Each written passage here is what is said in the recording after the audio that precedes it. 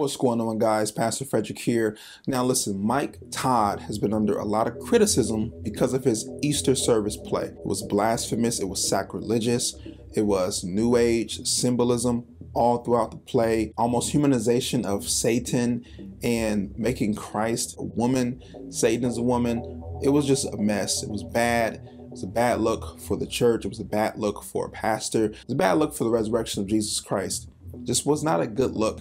But in the recent video put out by Transformation Church, in one of Mike Todd's sermons, he responded to some of this criticism. Now, how someone responds will tell you a lot about their character, their motive behind what they're doing, and if they are truly called to the ministry. And Mike Todd's response tells me a lot about his character.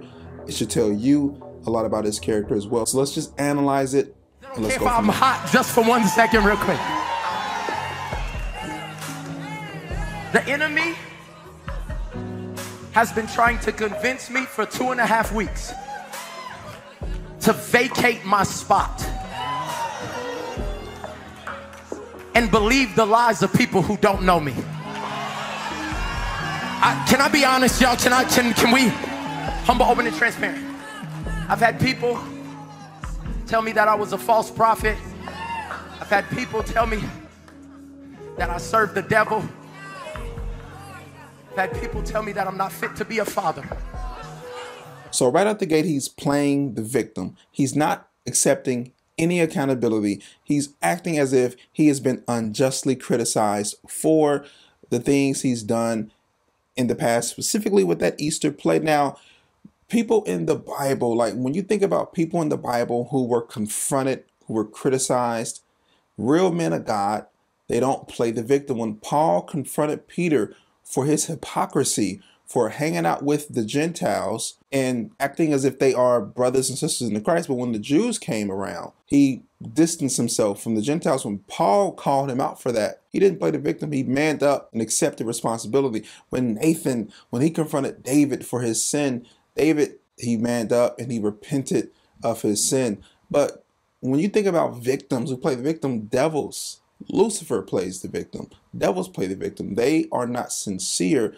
They're not genuine with what they do. I think in his conscience, he knows that his play did not go over well. It was bad. It was a bad look, but he's just too prideful to admit that and accept it. So instead, he's gaslighting and he's manipulating people to think that he's just being unjustly criticized and he's not a good father. He's a devil. He's a false teacher, to play on their emotions. I've had people who prophesied over me, rebuke me publicly and never text me, never call me, never pull up. When their ministry needed help, we were there. When stepping on me in this church could give them some views, they took the opportunity to gain 3 more followers. Mike Todd appeals to emotion. He appeals to emotion because that triggers so many things inside of people. So he leverages himself in a situation when he appeals and when he grabs the emotion of the audience. So anyone who criticizes Mike Todd, anyone who speaks against the things he's preached or done, automatically looks like a Pharisee or someone who is just trying to tear him down, when in many cases the criticism is constructive. It's to build him up, to perfect him as a pastor, as a preacher. Because Mike Todd, he's not above reproach. But when you get so big, when you get so massive, pride happens, and pride comes before a fall. Mike Todd is not, number one, he's not telling us what these critics said about him. I'm sure some of it was constructive, some of it was helpful, some of it made him think. And he's just not taking this seriously. He's mocking and joking about people who criticized him for views and for followers. If the views come and followers come, that's the byproduct of the situation. The reality is Mike Todd needs to listen to what some of these people are saying. I just want to let you know that we serve a God who is a keeper. That scripture that says he will keep your mind in perfect peace. If you would stay your mind on him. The enemy has tried to rob me of sleep, but then I started to look at the ministry of Jesus. Because I had to go back to my example. I said, I'm not trying to prove nothing to nobody. God, you the one gave me ransom.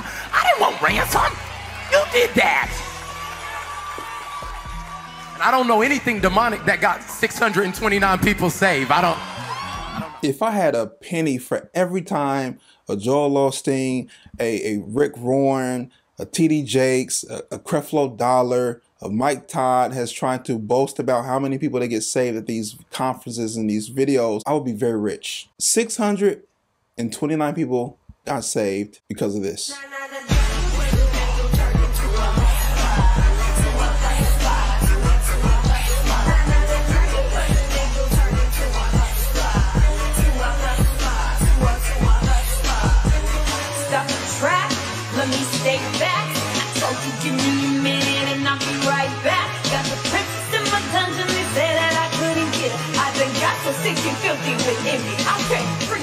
Dragon, this is what you need to do. Step 1, find you a baddie. Okay. Step 2, she gotta have a fatty. Hey. Look back at it. What is she doing? Friends, I don't have a fatty. Girl, we keep telling you it's okay. Your little booty matter too, friend. Y'all know they don't be discriminating. I'm sorry, Mike Todd. God didn't give you this. You gave you this. This is something that you thought of. This is not anything from God, man. This is worldly, it's carnal, it's sensual, it's demonic, it's new age. It is completely foreign to the gospel story. And boasting about these alleged salvations is just another way to manipulate the audience, to get them to just believe and buy into everything that you do. We don't know if they actually heard the real gospel, if they were convicted of their sins, if they actually had a true, genuine conversion. We don't know that. And I don't know, it was somewhere around Monday that I told God, thank you for considering me and this church worthy to walk in the same level of miracles and adversity that you did. Everybody wants the miracles, but nobody wants the backlash. I believe Mike Todd is his biggest fan. And when somebody is that in love with themselves, it's really hard to get through to them. It really is. I believe Mike Todd he's a little delusional in some of the ways he thinks, equating himself and what he's doing at Transformation Church to the ministry of Jesus Christ. That's just crazy. But even though all that may be true, God can still use the stuff that Mike Todd is doing for his glory. I'm going to read you a scripture that I believe is going to comfort all of us out here. In the book of Philippians, Paul is in prison and he's talking about some of the people who are preaching the gospel with the wrong motives. In Philippians 1, beginning of verse 17, those others do not have pure motives as they preach about Christ. They preach with selfish ambition, not sincerely, intending to make my chains more painful to me. But that doesn't matter. Whether their motives are false or genuine, the message about Christ is being preached either way. So I rejoice, and I will continue to rejoice. I don't think the jury is out on Mike Todd. He's someone I would not recommend. He preaches a surface level gospel. It's not going to edify you. If you listen to Mike Todd a whole lot, it's just going to keep you complacent right where you are. But regardless, God can still use Mike Todd to advance the gospel and advance his kingdom. So for that reason, because Mike Todd is talking about Jesus, it may not be the way I want to do it, the way I would do it, the way it should be done. Because he is talking about Jesus, the message is going forth. People are hearing about Jesus, and we can trust that God knows what he's doing. So just remember that if Transformation Church is God's church, it's going to grow in spite of Mike Todd, not because of Mike Todd. But if you're a little lost on the Easter service and you want to know more about that particular service, you should watch this video right here. If you enjoyed this video and you want more content like this, do me a favor and subscribe to this channel, like this video. I'll be back next week with another one. This is Pastor Frederick. This is By the Book. Peace.